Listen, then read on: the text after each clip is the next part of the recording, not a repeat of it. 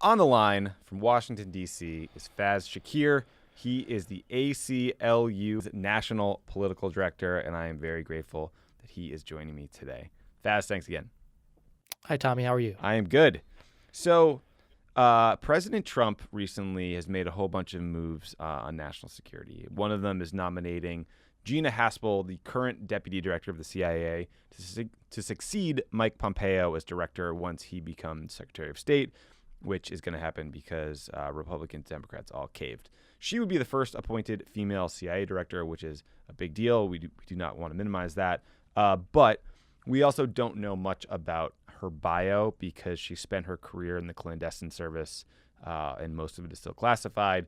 But it's safe to say she's essentially a lifelong CIA officer who would bring a lot of experience to the job in the building, but that in and of itself brings some challenges.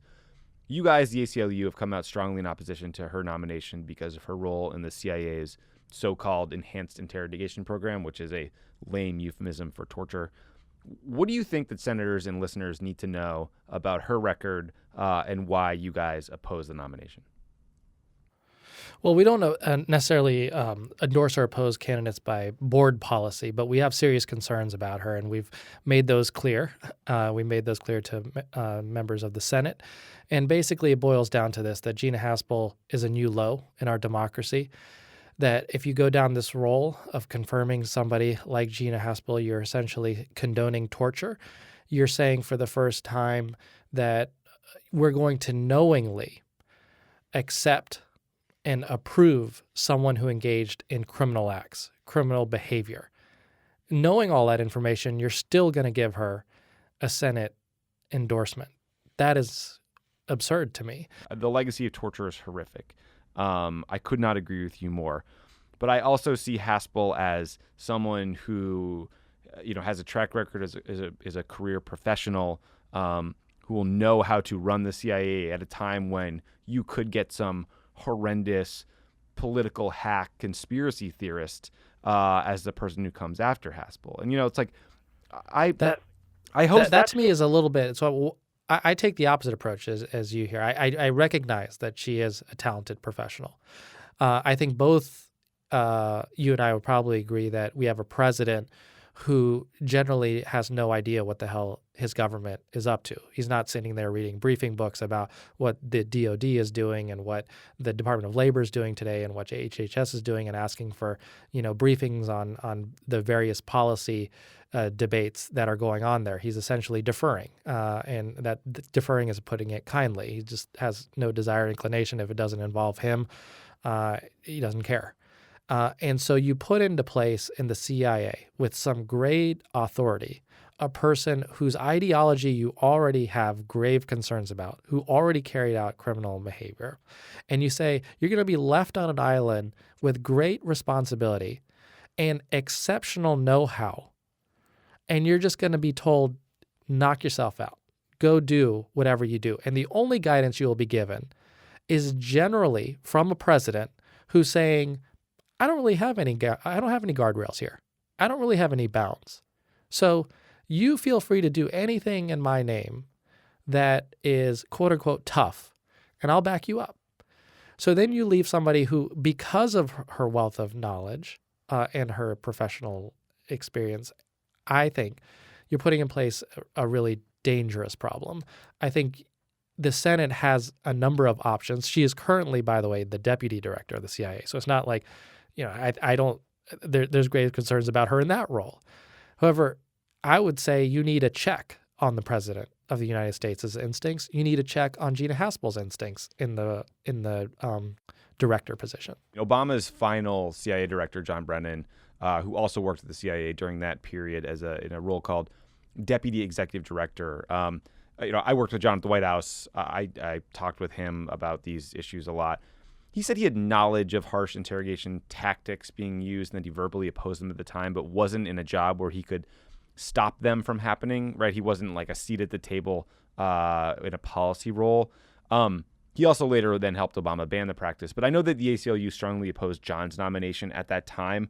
And I raise him because I'm curious, where do you think we should draw the lines in terms of who was permanently tainted by their association with the CIA at that time? Is it anyone who worked on these programs?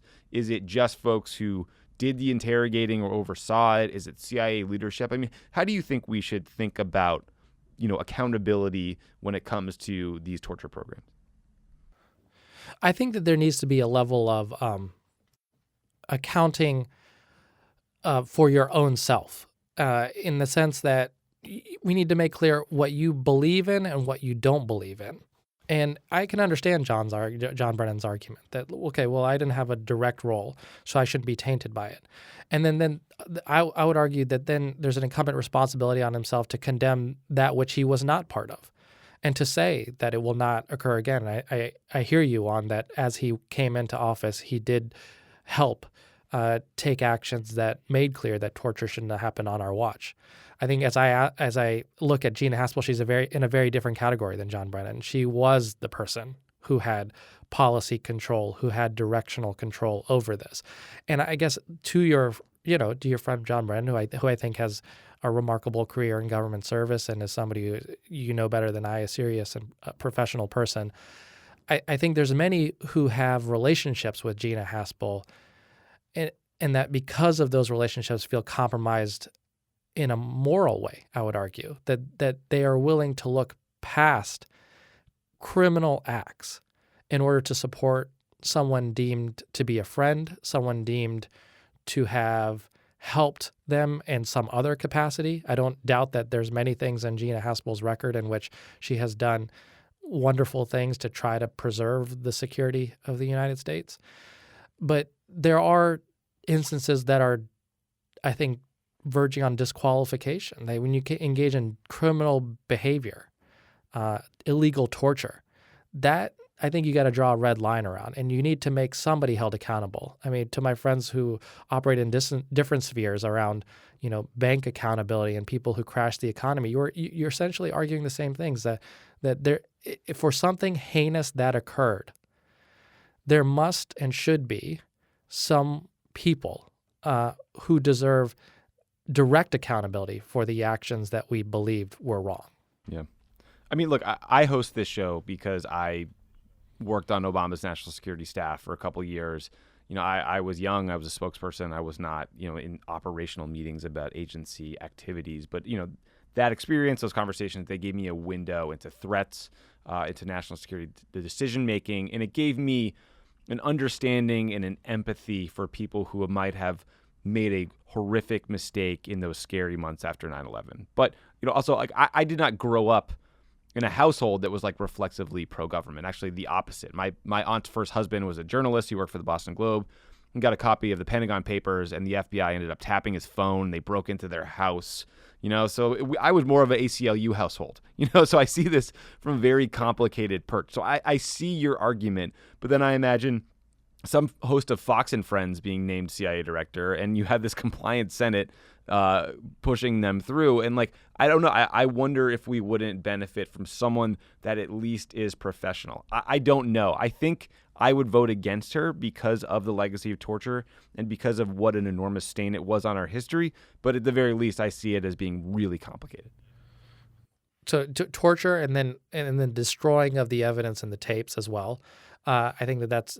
I mean, for someone who, Tommy, I hear everything you're saying, and you're saying, okay, well, can we make an argument that somehow she might have evolved? Okay, there was one moment in time where you might have done something that, do you have regret over? I don't know. Have you evolved in any way? Well, the record doesn't suggest that whatsoever. 3 to 4 years later, you're actively trying to hunt down the tapes and destroy them. You send the cable saying to people in Thailand, destroy all those 92 tapes you got over there of all the evidence. She's lobbying the CIA General Counsel, John Rizzo, can we please destroy these things? And then years later, when the Senate is producing a torture report, she, amongst many CIA staff, are lobbying the White House, lobbying Dennis McDonough directly and saying, please, for the love of God, do not let our names be known. We cannot be we cannot be outed in this manner. I see all that conduct as you learned nothing. You were not held accountable. You've just been essentially rewarded Yeah. I mean, I would argue illegal. it's even worse than that, too. I would argue it's worse because the institution, the CIA, is refusing to declassify information to this day, at this moment, about her record, about where she worked.